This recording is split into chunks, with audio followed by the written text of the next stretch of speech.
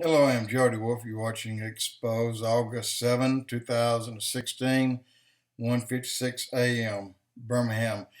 And topic, I was looking, reading, listening at some material today and found something really interesting I hadn't thought a lot about, but now that I heard it's just makes so much sense.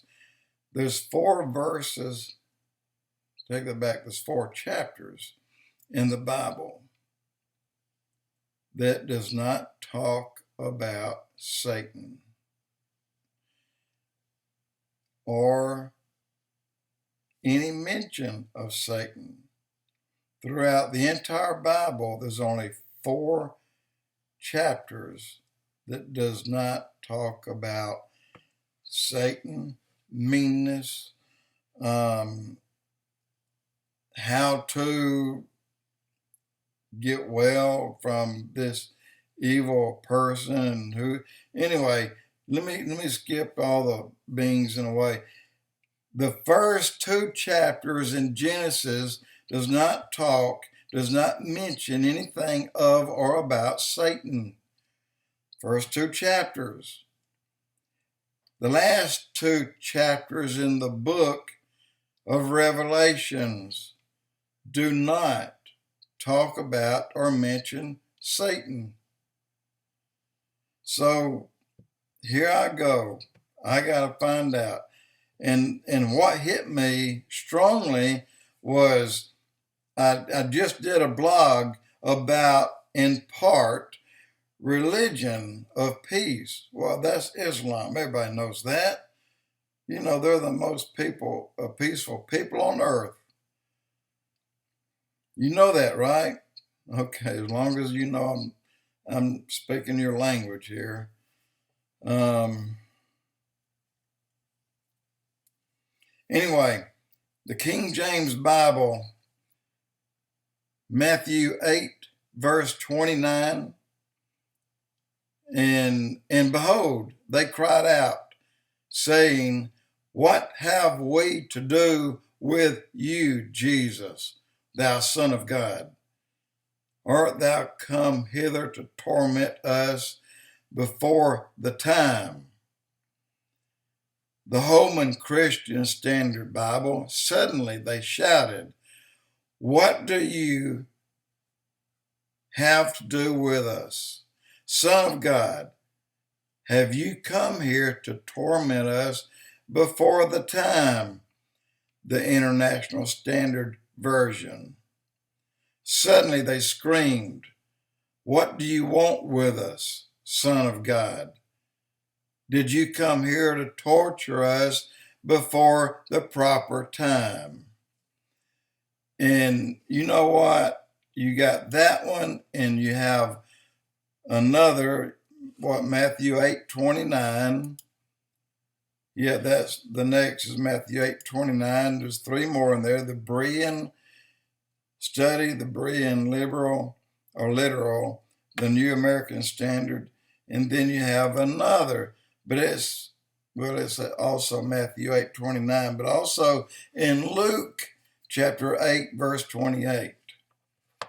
So all of these, Luke 8:28, Matthew 8:29, all of these talk about the demons questioning Jesus and downright ugly at him at that, like bossy. And you can almost say, "Don't you know who you're talking to?" Of course they do. But when Jesus makes a promise, or he doesn't have to make a promise, he just says it. When he says it, then you know what he said has happened or is happening or will happen. So all these demons, for example, when he cast the demon out, that's where these verses came from. He cast them out of one person. And he asked the demon, said, "What is your name?" He said, "I am Legion," there are many of us. That was, like in the hundreds or maybe in the thousands, demons inside of one man. And then Jesus said, get out. They got out. And then it's like they're naked. They can't stand it because they're not in someone. He says, can we go into, and Jesus said, you can go into those pigs over there. I'm just wondering if that's why Muslims hate pork so much. I don't know.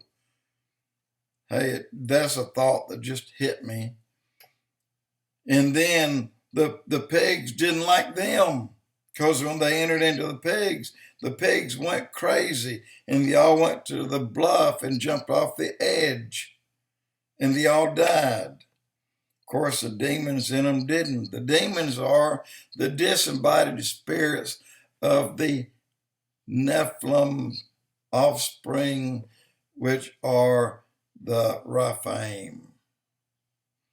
There must have been millions upon millions of these demon spirits that are wandering today through our land to see who they can go into. And it's so easy for someone to get into some crazy computer game. Next thing you know, these people have committed suicide. And then you got to now follow this Pokemon or follow the Frogger in the middle of the highway, whatever they're following. People are already being hurt and killed because of this thing on their iPhone. How easy it is to lead people astray.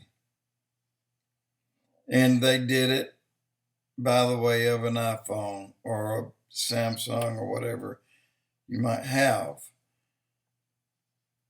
And then you have, and a guy told me this, we were friends years ago. I've not seen him in 25 years, but he was a very good Christian, and he had a very unique gift.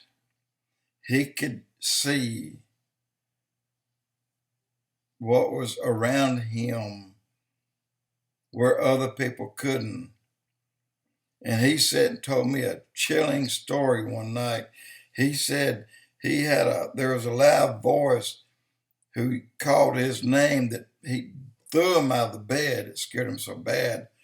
But yet his wife was laying there still asleep. And this thing with a loud voice, he said, was almost 8 feet tall, said, get your butt upstairs. We got to talk. And it scared him to death. They took off upstairs. It's like he said, come on. And I'm okay. I'm coming. He's obeying him because he understood it as a voice of authority. And then this thing had a talk with him about his lifestyle. He said, you're getting further from the church, and we don't like that. We don't want you to lose a good thing here. And then they talked to him, or it was he as one, talked to him for a long time. And every now and then he would wonder, he said, I don't want to wake up my wife. He said, your wife's asleep. Listen to me. We're going to talk. And then they gave him a gift to see when he wanted to see, when he really needed to see what was round about him. He could see evil spirits. And one night, now he quit drinking cold turkey that night, by the way, but he was told to go into certain bars and just look at them. He did that. And he said, Jody, he said, I cannot, it scares me now to think about. He described this 25 years ago, this ugly creature being on a children's cereal box. He said that's exactly what those things look like. But when you're standing in a bar and you got a man at a bar stool talking to a girl, you got these things are sitting on each of their shoulders, they're sitting on their laps, they're sitting all over the girl, they're all patting them on the back. Hey, y'all live it up, buy another drink. Although these people can't see them and hear them, but these disembodied spirits are egging these people on, making them continue to buy drinks. And this guy's married. Hey, go get this gal, take her home. She's ready. Right now's the time. He said, my friend, he said, I got sick every time I went into a bar because I saw that every person inside had no less than a dozen of these demons hanging on them and around them. Each person inside the lounge had that many disembodied spirits hanging around them. He said, Jody, they scared the life out of me almost. I'll never forget that. And that's why I wanted to read. Look, demons are cocky little SOBs, okay? If they are so much as like yell at Jesus again, and they cried out saying, what business do you have with each other, Son of Man? Have you come here to torment us before our time? So they're jumping all over Jesus because he cast them out of a kid or a man that they were in. So they know when their time is up. They know. They don't know the day or the hour, but they know the time. And it's the time now. We are in that time. We are in those days. And those little demon spirits are looking for people to get into, guys. They're looking to get into. Now, I heard two things. I don't know what's right. One, I heard that if you are saved and you have the Holy Spirit in you, that he'll not allow the demon spirit to come in. And I kind of believe that, but he's okay to stand outside of you, but he can still get in your mind and get you to do things that you shouldn't be doing. So the demon spirits are alive and well, and I think every Islamic terrorist has a ton of them in each of them. I think that's why they do what they do. I believe the Islamic terrorists, I believe the religion Islam that teaches bad is good, that they have these doggone demon spirits inside of them today, right now. I believe that's why they're so friggin' mean. Really. I'm telling this because I believe that to be the truth. And I am going to do more research on this and give another blog at a later date. Just wanted to pass this along to you. Demon spirits are looking for people to get into. There's millions of them out there without a body. They'd love for you to take them home tonight. Don't let them do it. Jody Wolf Expoz.